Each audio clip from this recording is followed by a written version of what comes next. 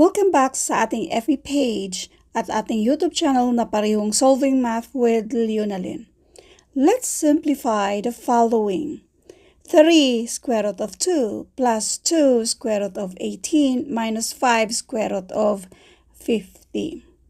Unang-una natin gagawin dito, tingnan natin yung nasa loob ng radical sign natin. Tulad nitong square root of 2, square root of 18, square root of 50. Si square root of 2, hindi na natin yan masimplify sa loob. Bali, ang hanapin natin ay kung ano yung mga factors kung saan meron tayong perfectly ma-square root. Katulad dito sa 18. Si 18, pwede natin yang i-factor out kung saan meron tayong perfectly ma-square root katulad ng 9.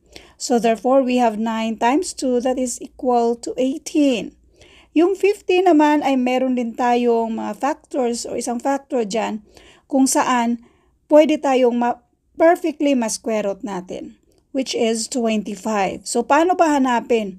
Bali, si 18, i-divide lang natin ng 1, which is 18 lang din naman.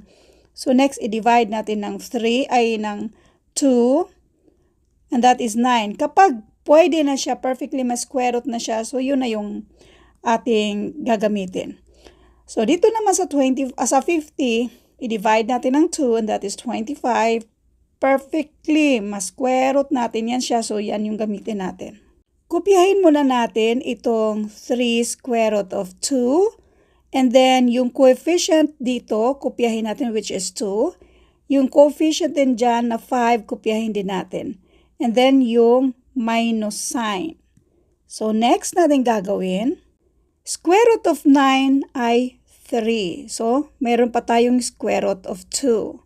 Therefore, itong square root of 18 equals 3 square root of 2. Next, square root of 25 and that is 5. So, 5 square root of 2. Therefore, square root of 50 equals 5 square root of 2. Again, kopyahin mo muna natin itong 3 square root of 2. Plus, yung 2 na coefficient natin ay i-multiply natin dito sa ating 3. Again, yung isa namang 5 dito ay i-multiply natin dito sa ating 5. Para maintindihan nyo, isa pang paliwanag. Si 2 square root of 18 ay pariho lang yan, same lang yan kung halimbawa 2 na parisan natin halimbawa ng variable n. So, let variable n be equal to square root of 18. So, ang tawag dito pwede nating tawagin na pariho naman siyang coefficient. Tawagin lang natin dyan. So, ibig sabihin, nag-multiply ito. So, di ba? 2, nag-multiply yan siya. So, kung ano man ang lalabas dito sa 18, isa dyan, yung, di ba, 6 square root of 18 equals 3 square root of 2, kaya i-multiply natin yan siya. So, pwede na tayong mag-proceed. I-multiply natin to 2 times 3, this is 6. Yung isa naman ay 5 times 5, and this is 25.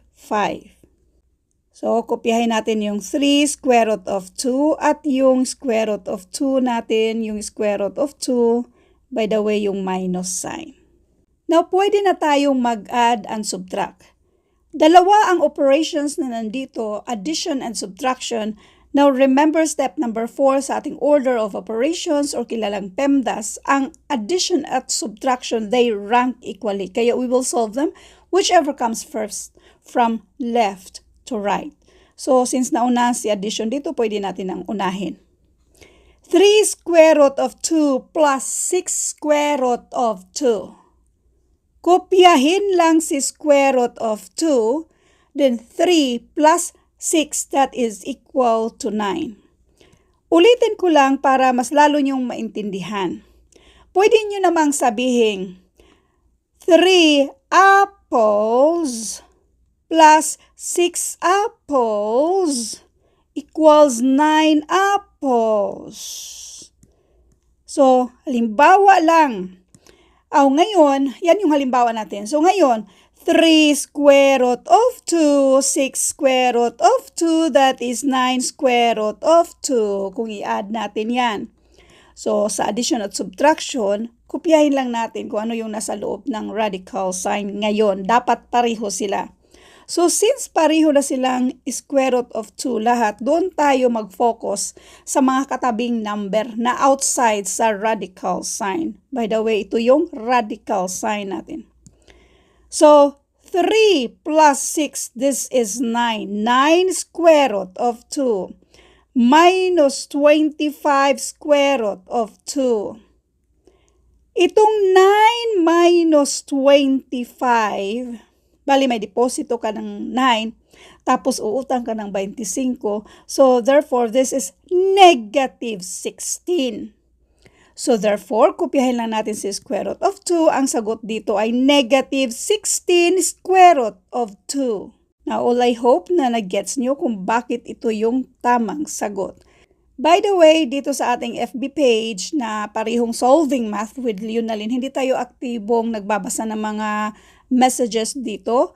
Kung meron man kayong mga concern or gusto nyo mag-ask, pwede kayong mag-message sa ating isang FB page na Free Reviewers with Leonalyn. Dito kayo mag-message. Thank you for watching and all I hope na meron kayo natutunan sa videong ito. Thank you and God bless.